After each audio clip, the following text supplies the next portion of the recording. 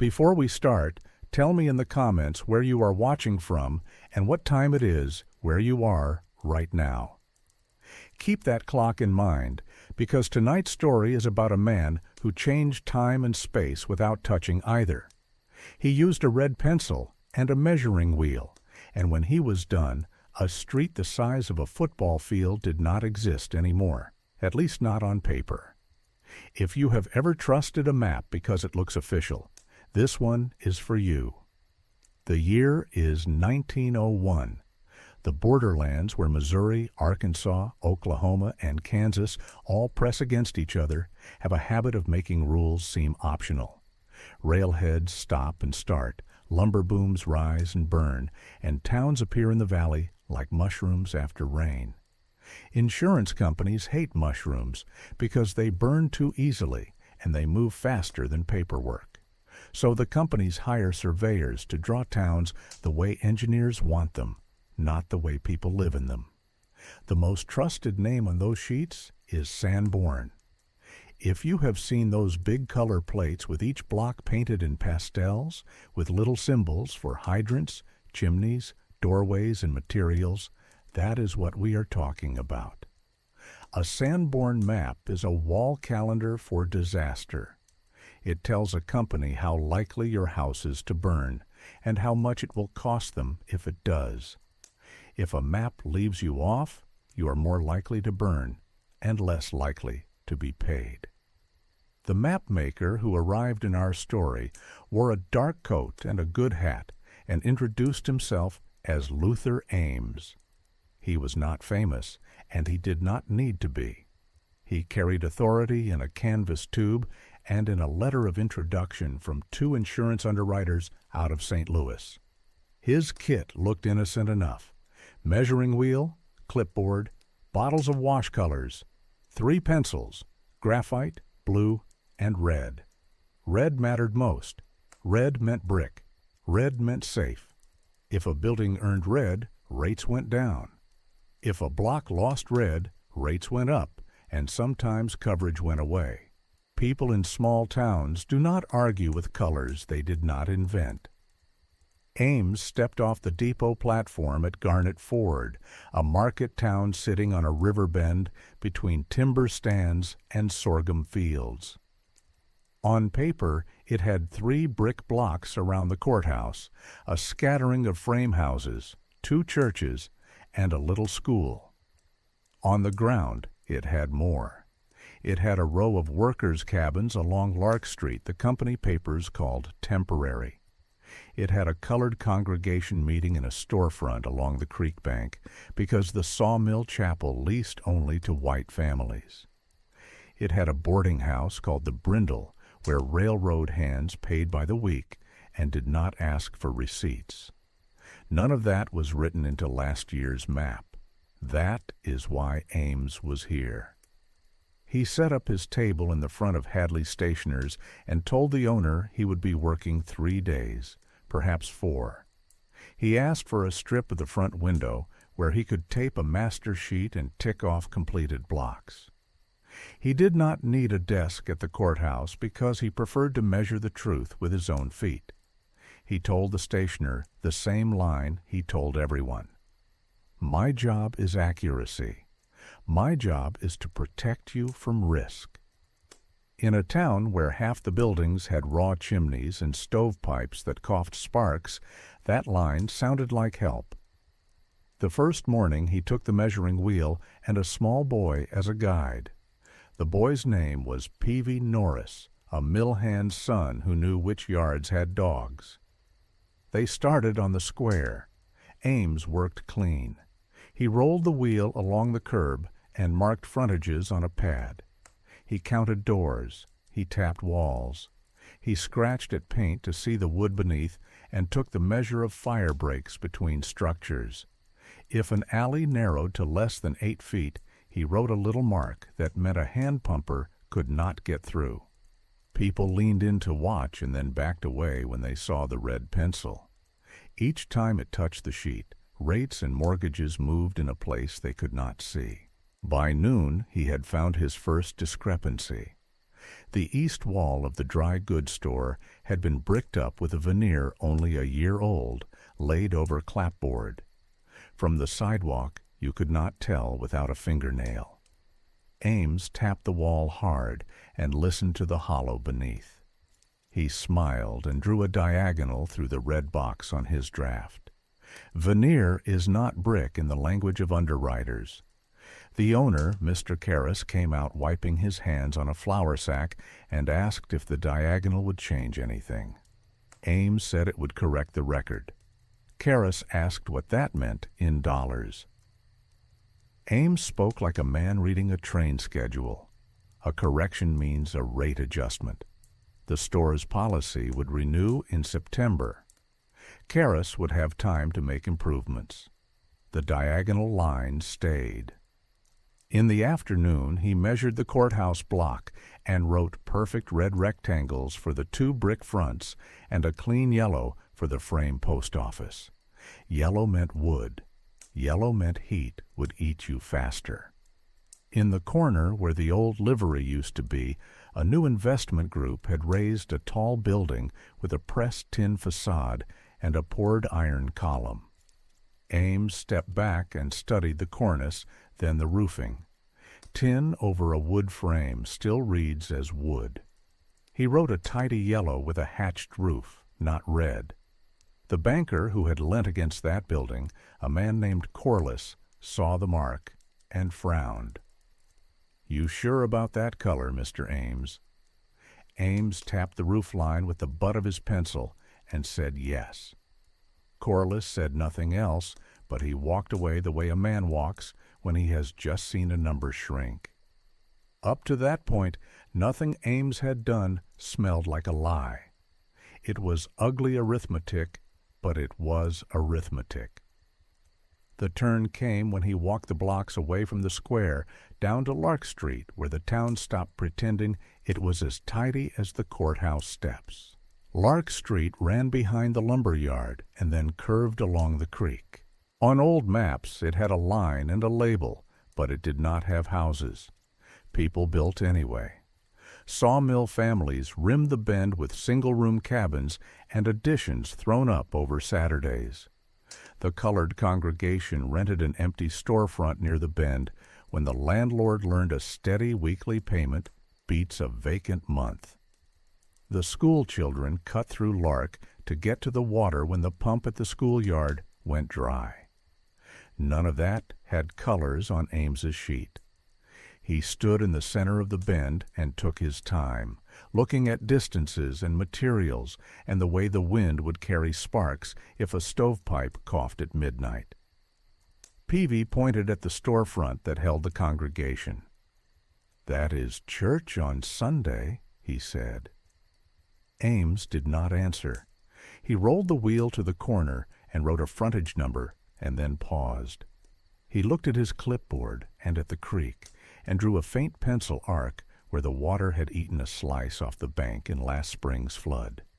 He said out loud to no one that the line of occupancy encroaches the floodway, and then he boxed the storefront in pale yellow and wrote the letter R in the corner. R meant restricted.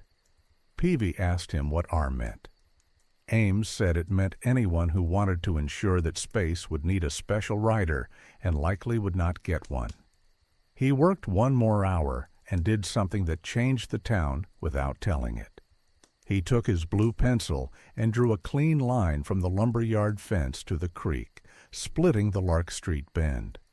Then he wrote a new label along the riverside of that line. Service Road. Lark remained only on the yard side. The cabins and the storefront now sat on a road that did not exist in any county deed book. County offices follow tax maps. Insurance companies follow Sanborn. When those two documents disagree, the document with color wins more often than the one with ink. By the second day, murmurs started. The grocer heard from the banker that the new building would not be red. The boarding house keeper at the Brindle heard from the sheriff that her kitchen stove needed a fire break or her policy would drop. Word traveled faster than Ames's measuring wheel. People began to shadow him. The pastor from the creek storefront stood quietly across the street, while Ames sketched his block. The mill foreman watched while Ames wrote little hatch marks along the mill sheds that meant stacked lumber to eaves. The schoolteacher, a woman named Louise Red, hurried after her lessons to the stationer's window to see the master sheet taped in the sun. She squinted at the pale wash areas where Ames had not yet set a color, and pointed at a blank square that had been her student's alley to the river. "Where is the alley?" she asked Hadley. He said the man had not drawn it yet. She said the alley is older than the courthouse, older than his hat. Hadley said kindly, "That paper takes time." Ames was not careless. He was methodical. He filled in hydrants with blue dots and wrote the diameter of the main in tiny digits by the curb. He drew little U-shapes where doors opened and marked stairs. He sketched a dotted square around a carpenter's shed because the lumber was loose and the roof line was low. He wrote the distance between the mill whistle tower and the nearest roof because sparks from a whistle steam pipe have a way of finding shingles. If you handed the sheet to a fire chief, he could fight an invisible fire with it. That was the point. If you handed the sheet to a banker, he could fight alone with it. That was not something Ames said out loud, but he understood it better than most. The pushback began with a single question asked in a polite voice. The schoolteacher stepped to Ames as he left the yard gate and said she kept a roll book that could show the number of children housed on Lark each term. Might that help him draw it correctly? Ames said attendance has nothing to do with building materials, but he would be pleased to see the book.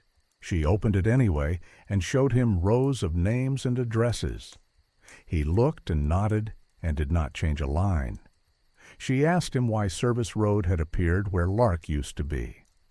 Ames said roads are named by councils, not by surveyors, but sometimes clarity requires a revision when fire lines bend. She asked who defined fire lines. He said the companies consider flows and frontages. She said a mother considers the path to a pump. He tipped his hat. He walked on. The new label stayed.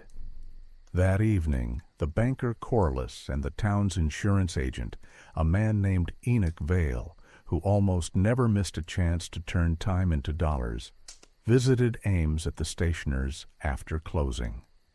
The three men spoke behind glass while the last light hit the master sheet. Hadley pretended to dust the card rack while he watched. Corliss pointed at the new building's yellow. Vale pointed at the mill sheds with their hatch marks. Ames listened and wrote a note in the margin, a little rectangle with the letters "Sprunk," which meant sprinkle, as in add sprinklers and earn a color change later. Corliss's mouth tightened. The conversation moved along the plate until Vale pointed to the Lark Bend. He traced the blue line to the creek and tapped the label Service Road.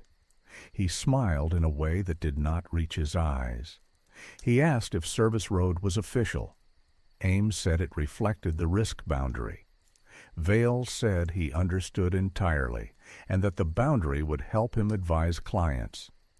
When the three men left, Hadley looked at the label and felt a chill that did not belong to September air. On the third day, policies began to shift while the map was still wet. Vale sent a boy to the mill families with a printed notice that due to revised exposure, renewals would require improvements by the first of the month. Improvements meant money those families did not have. The pastor at the storefront received a polite denial stating that the location lay within a restricted zone pending underwriter review. The Brindle's keeper received a letter urging her to move stoves 3 feet from interior walls and line them with tin or lose coverage entirely. None of these letters mentioned a map maker. All of them traced back to lines on his sheet. By afternoon, the story found its first hard edge. A woman named Hannah Pike, who ran a laundry behind her cabin with a copper kettle and a drying line, had an old policy from a benevolent association in Little Rock that renewed on the same terms each spring. Vale's boy took that policy and wrote across the copy at his office. Due to revision, declined. When Hannah came to ask why, the boy pointed to the stationer's window and to the pale rectangle where her cabin should have been and was not. She asked the boy if a map could make a house vanish. The boy said the company could not insure a structure that did not appear on a recognized survey. She said she could walk him to the doorframe. He said recognized meant colored and stamped. She left without cursing, which is the only reason the boy did not understand what had just been taken. If you are waiting for a confrontation, it came from a person you would not expect. The mill foreman, who lived on the good side of Lark and had a policy through the bank, walked into Hadley's and asked Ames what it would take to return the bend to its original name. Ames said a council resolution, and even then, the company might keep the risk boundary if the creek kept eating the bank. The foreman said the creek had eaten the same bank for 50 years and never swallowed a house. Ames said the map cannot guess behavior. It can only record exposure. The foreman asked if Sanborn paid for the families who would be denied. Ames said Sanborn records. Companies decide. The foreman said a line on a sheet had decided more in 3 days than the sheriff had in 3 years. Ames did not disagree. He put the red pencil down and did not reach for it for a count of 5. Now here is the moment that explains why this is not just a dry story about colored paper. That evening, the school teacher brought to Hadley's a bundle of scraps. Quilt squares with chalk lines, a page from her class with little pencil maps the children had drawn of their walk to the river, and 3 pew charts from the storefront congregation showing where families sat. She laid them beside the master sheet. If a map is truth because it is neat, these were truth because they were used. Names, paths, seats. She asked Ames to copy one thing from them. She did not ask for color. She asked for a name. Put Lark back, she said. He looked at the scraps and then at his plate and at the blue pencil that had written service. He said something that sounded almost kind. I do not erase names lightly. Then he picked up the blue pencil and pressed the point to the paper and stopped. He lifted the point without making a stroke. He folded the quilt square and handed it back. He said, I record what councils and companies will use.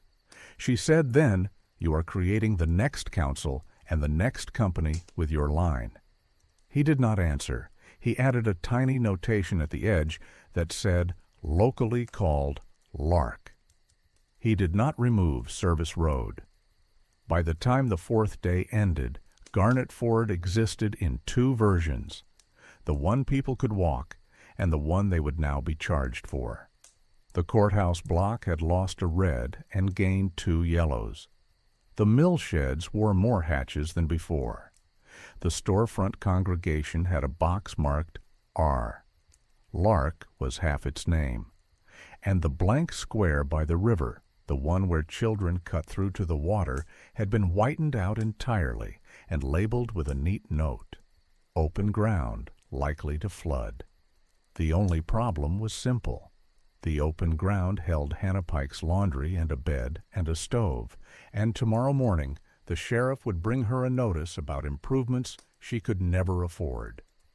The letters went out before the map dried. They came from 3 directions at once. From Midland Mutual on St. Louis letterhead, renewal declined pending hazard correction. From the bank, policy endorsement required within 30 days or note may be called. From the clerk, notice of hearing on street name revisions to conform to current survey. None of those envelopes said the word Sanborn. All of them were built on its plates. The first family to feel the full weight was Hannah Pike's. Her policy from the Benevolent Association had rolled over each spring for 6 years with a modest premium. Vale's office sent a typed line with a number larger than her stove and called it a safety rider. Install tin on walls, move the kettle 3 feet, raise the stovepipe, and provide proof of improvements, or the rider would not be issued. The rider cost more than the kettle. When Hannah took the letter to the bank to ask for time, the teller pointed at a clause she had never seen, explained out loud. Borrower must maintain insurance acceptable to the lender. She walked out with 2 problems and no cash. Up on the square, Corliss met with the bank directors in a back room and turned the new color codes into dollars. A block that had been red last year was now yellow, with hatching on 3 sides. That meant the block moved from what the underwriter called preferred to what it called ordinary. Ordinary meant 50 cents more per 100 on coverage. An ordinary block with veneer counted as a red penalty on a note. The directors nodded at numbers and signed a paper that authorized closer supervision of hazard properties. A clerk added a list of addresses at the Lark Bend and slid it under Vale's door. At the firehouse, Captain Frome read a duplicate of Ames's hydrant notes and shook his head. Sanborn had drawn the blue dots correctly, but the diameter of the main was 3 inches shy of what a company pamphlet recommended for the lumber yard. Frome had asked the council for a larger main for 2 budgets running and lost to a sidewalk project and a welcome arch at the depot. He showed the pamphlet at the next meeting and said the words that wrap liability in brown paper. "We have been warned." The council voted to study the request and moved on to the line item marked street names. That night the stationer taped a new sheet in the window, a notice of hearing to standardize street names to match the current survey. The item looked harmless. It said the council would consider a motion to rename the creekside portion of Lark to Service Road for emergency clarity. The motion came from the Public Safety Committee. The head of that committee was a grocer who owed Corliss money. The clerk stapled a clean white card on the courthouse board with the time. The bell rang on the minute. People who lived on the bend learned from a paper thumbtacked at eye level that their street would be half a different street by Tuesday. The storefront congregation came to the hearing in their Sunday clothes and sat together. The pastor spoke first and asked whether renaming a street would deny them coverage. The chair said the item was names, not insurance. The schoolteacher held up a sheet where her pupils had written Lark in careful hands and asked if children's maps counted.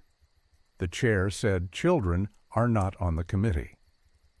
Vale stood at the back with a rolled map under his arm and did not speak. When the vote came, it carried 5-2.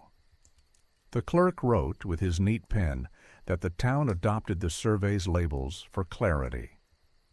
The pastor asked whether a sign would go up. The chair said the town would paint one this week. Service Road would have a real board faster than Lark ever had. At midnight 5 days later, a fire started at the Brindle. The keeper was awake. She smelled tar first, then something sharper, and walked into the kitchen to see flame up the wall behind the stove, where a patch of tin had been nailed that afternoon. She threw 2 buckets and yelled to the upstairs men to clear. Captain Frome's crew pulled the hand pumper and took the hill hard.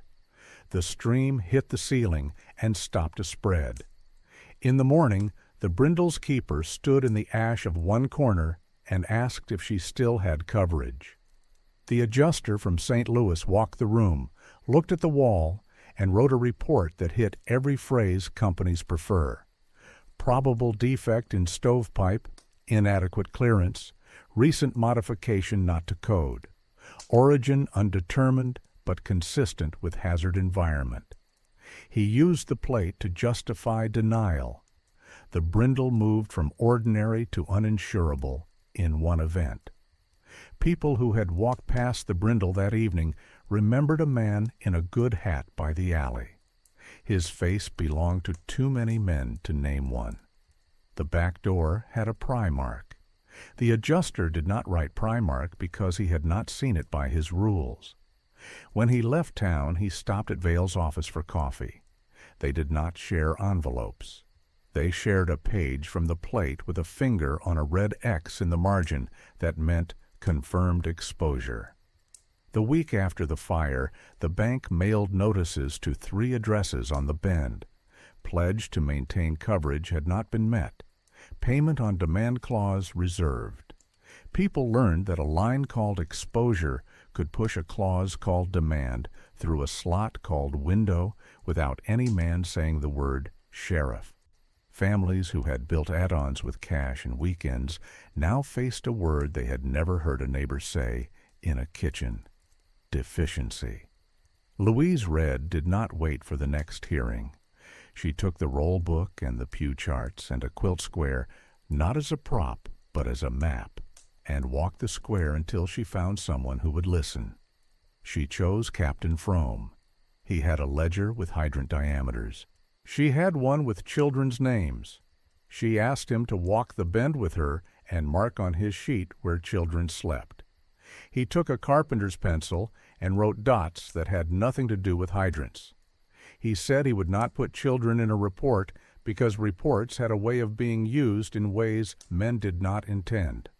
He promised one thing: he would never write the Bend as open ground when he knew it held beds.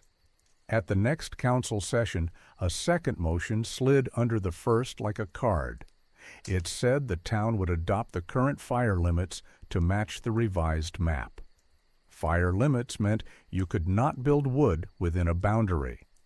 The old limits had run a simple square around the courthouse. The new limits traced the plate more closely. Vale, who sat 3 rows back, had a copy of the line with small notches where alleys narrowed. The line bent in a way that put the brindle just outside the limit's protection and the new investment building just inside. The motion passed 4-3, while 3 men in the hall argued about the last item. The clerk wrote the new line into the minute book. The fire chief drew it onto his wall map with blue chalk and then erased half of it because he knew his crews would not remember the notches under stress. 2 more events hardened Sanborn into law. The post office received a sack of notices from companies other than Midland, all referencing Sanborn sheet numbers when denying or repricing.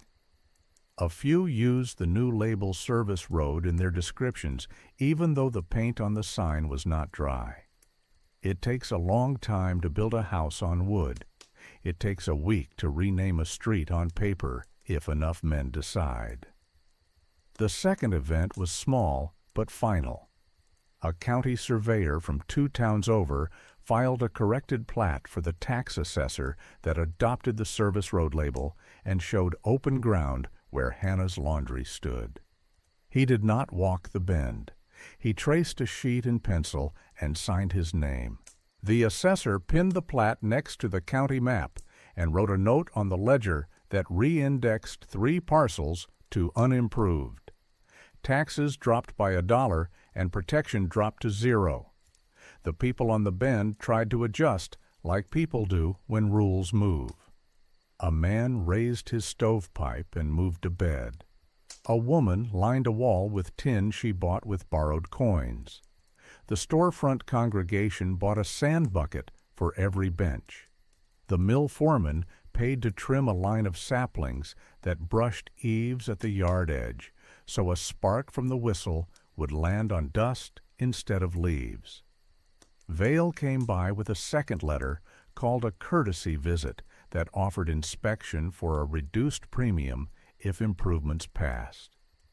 The inspection arrived with a tape and a smile and a report that found one thing wrong wherever a man had spent money. It is easy to write failure in a room where your form decides what counts. The one group with a lever was the volunteer company.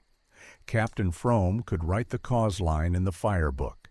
He began to add 3 words to the end of every entry at the bend: water available, hydrant sufficient. He did it so a future adjuster could not say the fire department had agreed the line was underprotected. He spoke to his men on the porch one afternoon and said as clearly as he could that he did not want to be used as color. A young man who rolled hose on weekends asked what color meant. The captain pointed at the Sanborn sheet and at the blue dots and said, "This map runs into our reports faster than our boots do." The pressure reached the schoolhouse when a child brought home a slip that said, "Due to revised hazards, the district preferred pupils on Service Road walk to the upper pump and avoid the creek path." That path had been used for 2 generations. It was a dirt ribbon between the backyards that saved 10 minutes every morning. Parents read the slip and looked at the road name and asked who had changed the water that a boy could not walk past it. No one in the room had an answer a child could respect. The one person who seemed untouched by anger was Ames. He had moved on 2 weeks earlier. He left Garnet Ford with a neat sheaf of plates and a copy of the master sheet rolled into his tube. He did not take a copy of the quilt square. He sent a bill to Sanborn with a note about veneer and half-brick and encroachment into the floodway. He did not write the names from the roll book. He had no line on his form for names. He expected a letter from an underwriter with a compliment about clarity. He did not expect what came next. 2 months after the hearing, a single night of wind pushed a small fire farther than it should have gone. It started in a woodpile between 2 cabins, walked a fence, found a roof, and ran the bend. The crews fought it clean, kept it from jumping the yard, and stood in the ash at dawn. A photographer took a real photo postcard before the smoke cleared and scratched Service Road into the negative so the caption would print white. The card hung in the bank lobby on a nail over a directory of rates. Vail pointed at it when anyone asked why coverage was hard. The card read like proof that Service Road had been a smart label. The card said nothing about the hydrant that held and the bucket line that stood. It did not have to. The caption wrote the map into the fire and the fire into the map. Hannah Pike's laundry did not burn that night because neighbors dragged her copper out into the road and kept it wet, but the sheriff's notice still arrived in the morning with a date. The date was not a deadline.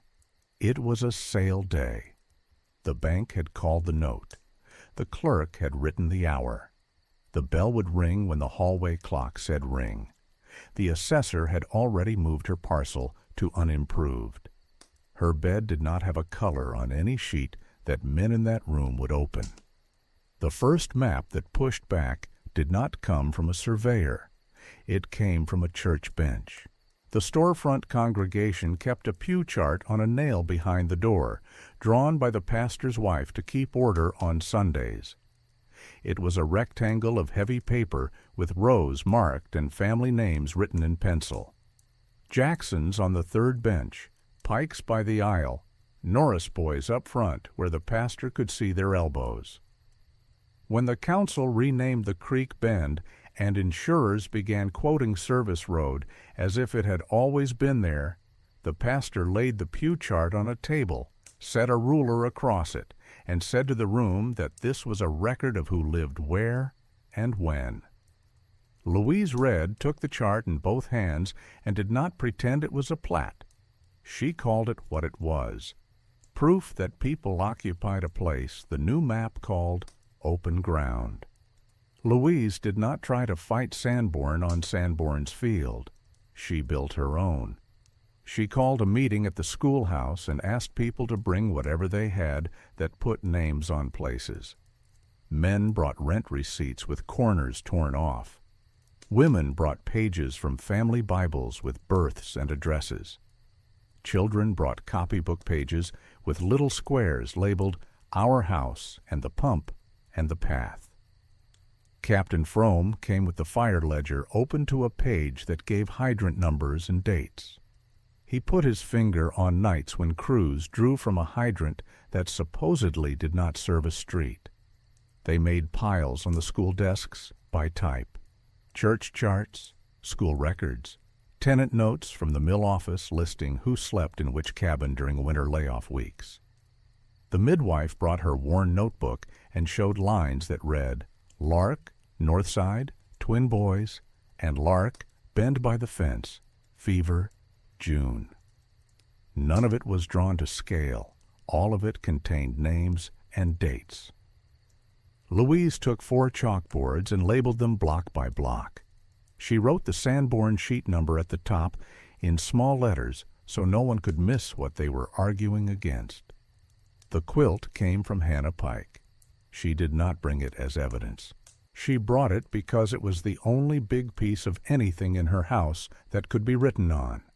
It was a log cabin pattern of grays and faded reds. Louise slid sheets of butcher paper under the top layer, folded the quilt smooth across the school table, and asked children to mark where they cut through to the river with stubby pencils. Each child added a short, certain line on the cloth, and those lines lay like twine between cabins and water. The pattern showed everything Sanborn had erased in one glance. A man from the bank stopped in the doorway, looked at the quilt, and stepped back before anyone could ask him to sit. They needed scale. A friendly section boss from the railroad brought a length of chain and measured the distance from the corner of the school lot to the pump, and from the pump to the first cabin on the bend. Louise set a school protractor on the desk and marked a rough angle of the creek's bend using the line of cottonwoods outside the window and the way the shadows fell at noon. She taught geography. She knew how to anchor a guess in 3 facts. She chalked a scale at the bottom of the board that said, 1 hand equals 20 feet. It was not precise, but it was a yardstick everyone in the room could hold to their own steps. Maud Kettering came from the stationer's with her notary seal and did something that gave the room dignity. She swore the people in attendance as if they were about to testify. She wrote a short statement for each person who placed a name on the quilt. I, name, live it, description, since month and year. She added the phrase locally called Lark to every entry that touched the bend. She signed, and the signer signed. She stamped where a judge would look. She kept a separate list of who could not write and put their marks in her book. By day 2, they had the bones of a countermap. Louise called it an occupation ledger. Each household had a card in a shoebox with a name, the type of structure, the path to water, and the nearest hydrant number.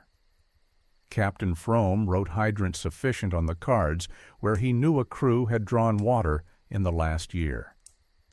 Rosie from the switchboard copied call tickets that showed the time the captain rang the station on the Brindle fire and another small flare behind the yard.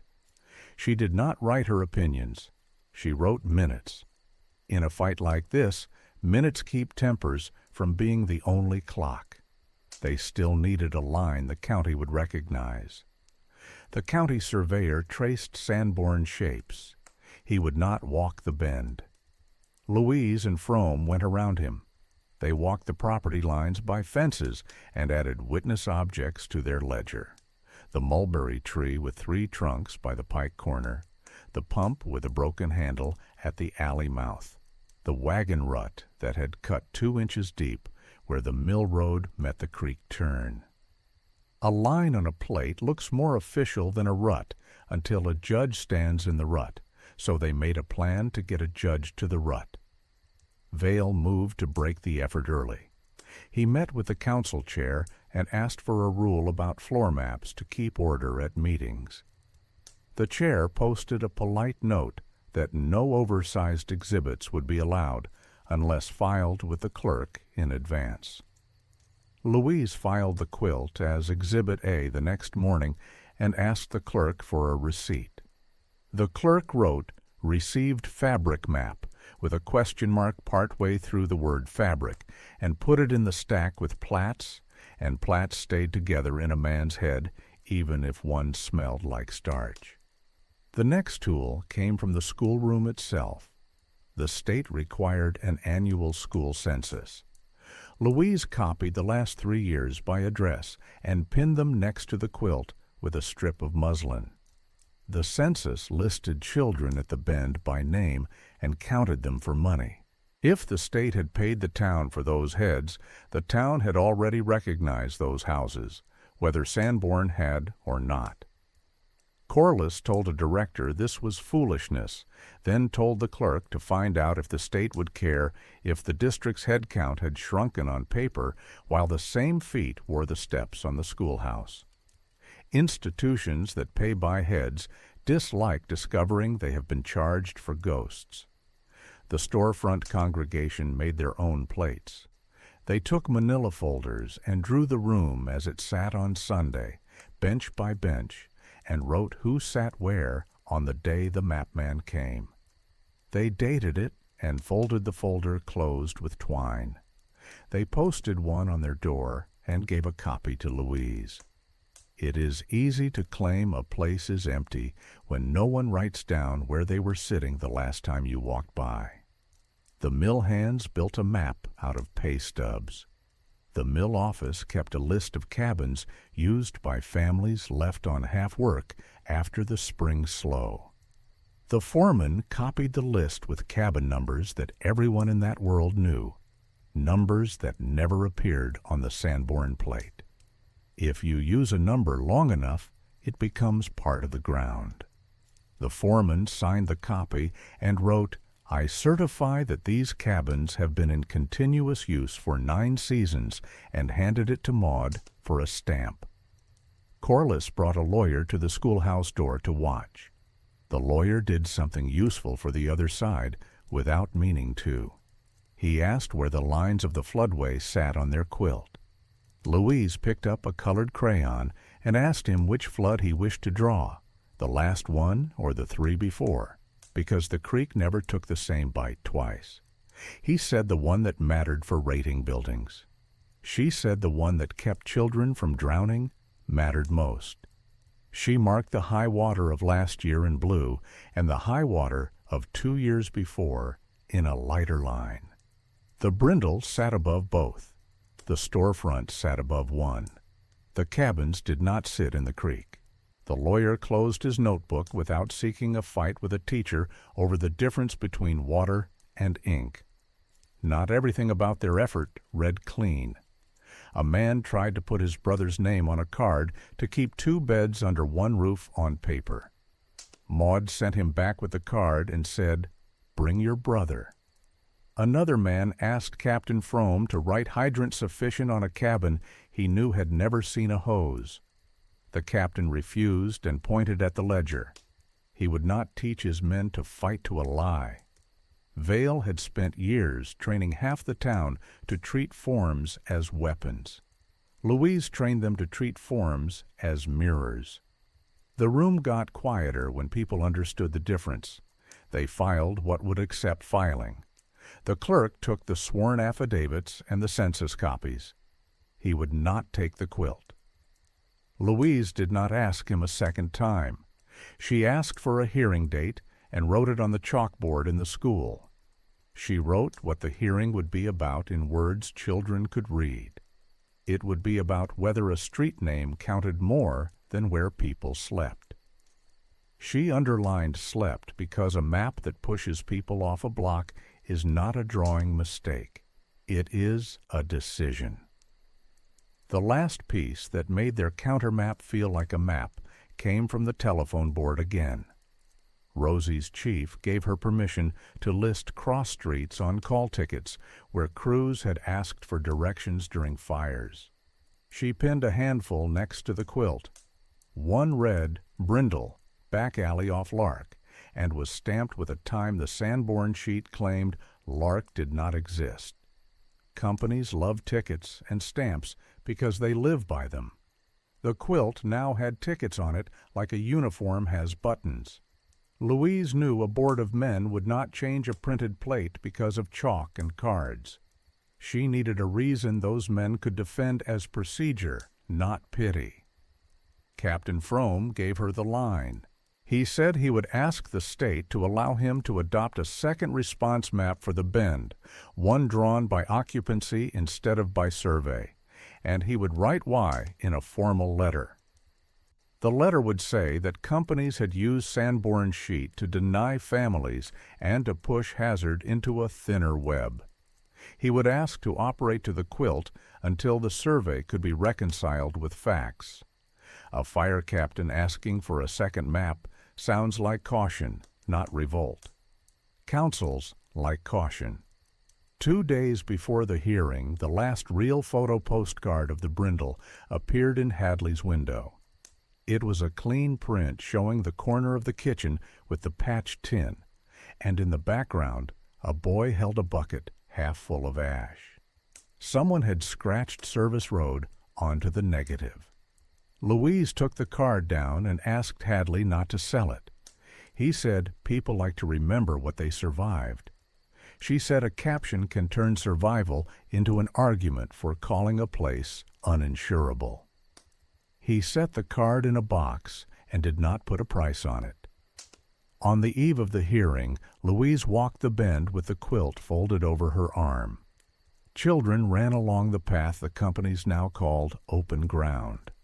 The pump handles stuck and squealed. A woman boiled shirts in a copper pot and waved. Captain Frome stopped at the hydrant and bled a little water to check the valve. It ran clear. Louise looked down the run of cabins where names now sat on cards in a shoebox, and on a quilt on a table, and on a board at the school.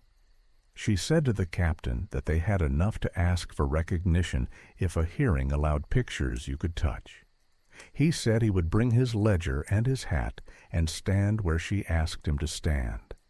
Then he pointed at the path children used and at the spot where the Sanborn plate read open ground and said the sentence they planned to start with in the morning. Show them where the ground is. The hearing began with the thing everyone could agree on. Documents on a table. The council chambers smelled like dust and paste. On one side, the Sanborn plates taped to boards, neat and calm, color-coded and numbered. On the other, the quilt folded to the size of a lap, the shoebox of household cards, the school census copies pinned to muslin, the fire ledger open to hydrant entries, the telephone call tickets clipped in a column. The chair read the item: review of street name, review of fire limits, review of occupancy records. He added a line about decorum and asked the clerk to keep time. 2 state people sat in the first row. One was a deputy fire marshal named Roland Hale. The other was an examiner from the insurance department named Clara Dorn. Hale carried a flat level and a roll of string. Dorn carried a binder and a letter giving her the authority to request underwriting files when public policy was in question. Neither of them raised a voice. They asked for witnesses in an order that made sense. Captain Frome went first. He read hydrant numbers, dates, and the words he had started adding to the fire book. Water available, hydrant sufficient. He pointed to the entries that corresponded to nights on the Bend, and then to the Sanborn plate, where the Bend had been whitened out or labeled restricted. He did not guess how the plate had been used. He showed how his crews had already used the hydrants the plate implied were useless. Dorn asked whether he could draw a simple response map for the Bend based on his ledger. He said yes. She asked whether he would adopt such a map if the council allowed it. He said yes. The council chair asked whether that map would cost money. Frome said a piece of paper and a nail.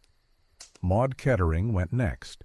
She swore her hand on her own seal and read short sworn statements from the shoebox. I, name, live at description, since month and year, locally called Lark. She did not argue about colors or writers. She read the names and the lengths of time lived.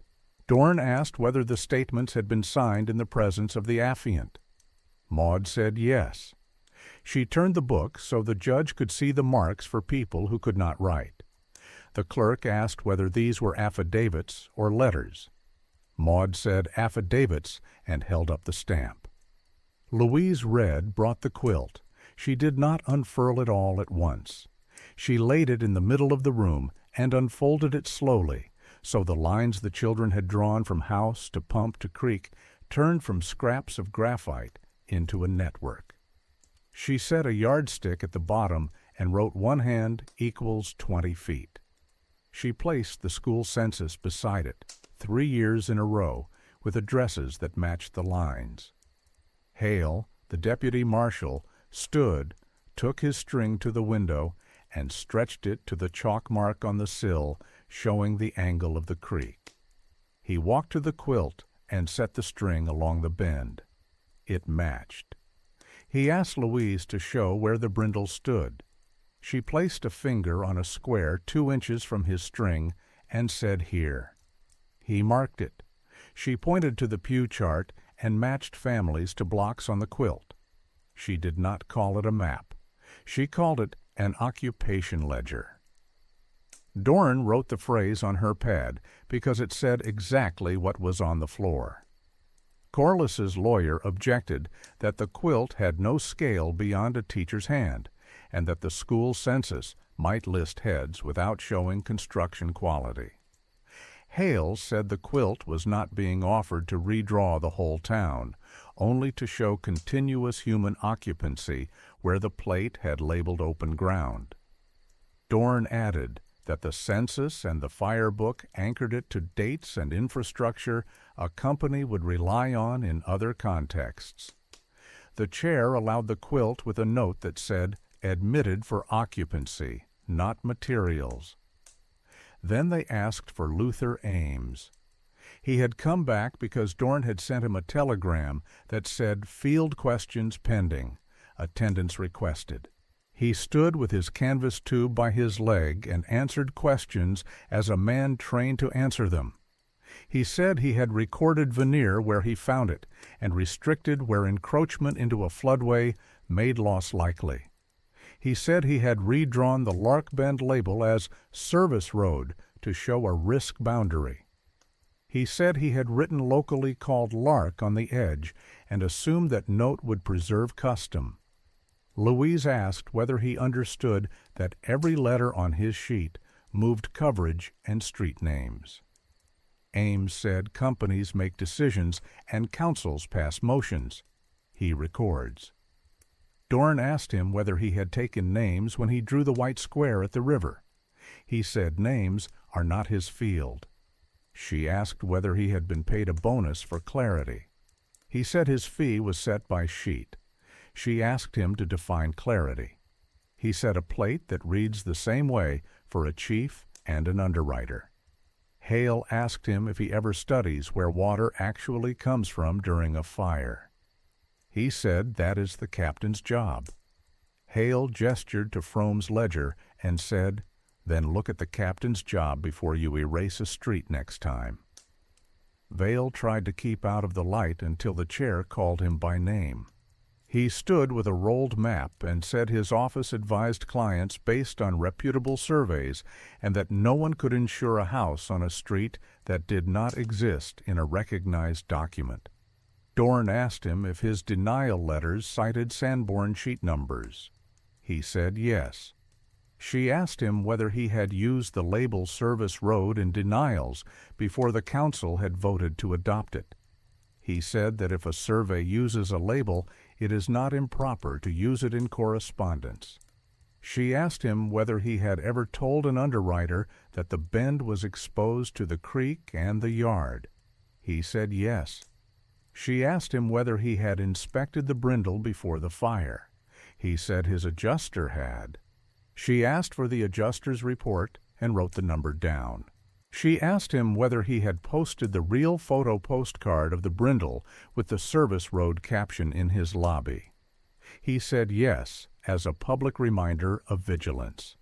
She asked him whether he had considered that the caption might be arguing for a decision he had already made rather than recording a fact. Vale said photographs are for public information, not rate setting. The room did not laugh. Dorn did not change her face. She wrote the file numbers of the Brindle claim and Hannah Pike's rider in her binder. The county surveyor tried to defend the corrected plat by saying it aligned the tax ledger with modern names. Hale asked him whether he had walked the bend before drawing open ground. He said no. Hale asked him whether he would walk it now. He said yes. Hale told him to bring his chain. They adjourned to the street like men fixing a fence. The room became a group on the move. Council members, state people, merchants who wanted to be seen on the right side of a decision, families from the Bend, and 2 reporters who had been quiet until there was a chance to photograph a crowd. Hale asked Frome to lead them to the hydrant he had bled on the eve of the hearing. Frome did. Hale opened it a quarter turn and let a bead of water run. The bead did not hesitate. He shut it. He asked Louise to show him the pump the children used. She did, and showed him the rut where the path came down. He asked the surveyor to put his chain across the ground where the Sanborn plate read open. The surveyor set his stake at the mulberry tree, ran the chain along the rut, and found a boundary that had more to do with feet than with plates. He wrote 2 numbers on the back of his corrected plat. He did not try to hide the pencil. Back inside, Dorn laid out orders that the room could not talk around. She said, first, that for underwriting in this town, any use of the plate must be supplemented by an occupancy ledger when coverage decisions are made for families on the Bend, and the ledger will be the one kept by the school and sworn by the notary. Second, that no insurer may cite Service Road as a denial reason until the council's label is paired with the parenthetical locally called Lark in correspondence and on forms. Third, that claims arising where hydrants are marked sufficient by the firebook cannot be denied on the basis of a map that shows open ground unless an adjuster proves with photographs of the hydrant valve open that water could not be drawn that day. Fourth, that denials issued with the wrong label or with a restriction based on the whitened square would be reviewed by her office. She wrote the names of 2 cases on the chalkboard: Brindle Kitchen, Pike Laundry. Hale added his 2 orders. He wrote that the firehouse would adopt a supplemental response map for the bend drawn from the quilt and the ledger, and he nailed a copy to the wall. He wrote that the fire limits line would be redrawn as a rectangle, while the town argued shapes because crews do not memorize notches under smoke. He asked the clerk to enter that temporary rectangle into the minutes. The clerk did. Corliss stood and said the bank cannot force underwriters to recognize quilts. Dorn said the department could force an insurer to explain denials in writing in a way that would embarrass a bank that called a note only because a color changed. The directors sitting along the wall looked at the floor. None of them wanted their names in a letter from St. Louis that would read poorly in the next county. The chair moved to the last item, street name. The motion read to amend the adoption of Service Road to include the parenthetical locally called Lark and to direct the surveyor to walk the bend and replat with witness objects and hydrant numbers. It carried. The clerk wrote the phrase Lark in parentheses on the board and underlined it once. Families who had never spoken in that room nodded only once and did not clap because men with pens take back claps faster than nods. The night the map burned did not happen in the council room. It happened at Hadley's. After the hearing, someone shoved a smoldering rag through the gap under the stationer's front door. The map boards leaned in the window. The rag found a stack of bills and blackened a corner of the Sanborn plate with the whitened square. Hadley smelled it before flame took. He pulled the board down and smothered the rag with a wool coat. The edge of the plate charred in a neat arc. The square, labeled open ground, went brown and brittle, while the rest of the town stayed sepia.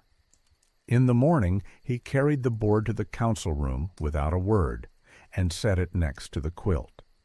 The burned edge made a point the quilt could not. It showed where heat loves blank space. Ames stood in front of the burned board longer than anyone. He did not pretend it was not his line. He said a sentence he had not said before in a room that contained the people he had drawn. If a note must remain for the sake of fire behavior, write it as exposure, not erasure.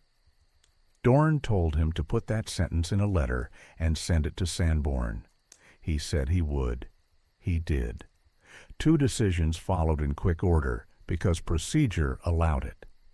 The council accepted the occupation ledger as a town record to be kept at the school and copied to the clerk each quarter. The clerk wrote a rule that whenever Sanborn plates were used in an official act, the user would write, "See occupation ledger" in the margin. Dorn sent a circular to the companies writing in the region that said Garnet Ford required occupancy supplements, and that the department endorsed the practice in places where surveys changed streets faster than people could move. The Brindle claim was reopened by the company not because anyone confessed to a Primarch, but because the report had used the wrong basis when it cited restriction instead of cause. The company paid a partial and mailed a rider that no longer used service road as a reason to refuse coverage. The card with the caption went in a drawer. Hannah Pike's case moved last. The bank pressed. The clerk wrote the sale date. Maud filed an affidavit with Dorn's circular attached.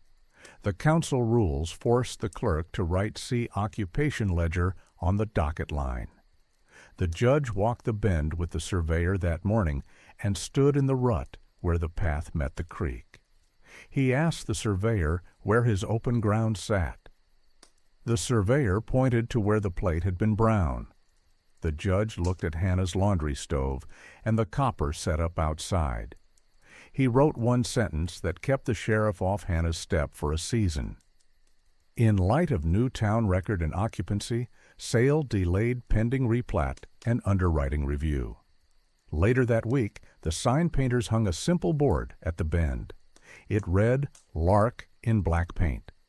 On the post beneath it, in smaller letters, it read "Service Road" in parentheses. It did not change the color of any block on the plate rolled in Ames's tube when he left again. It changed the way the next man with a letter would be forced to write his reason for saying no.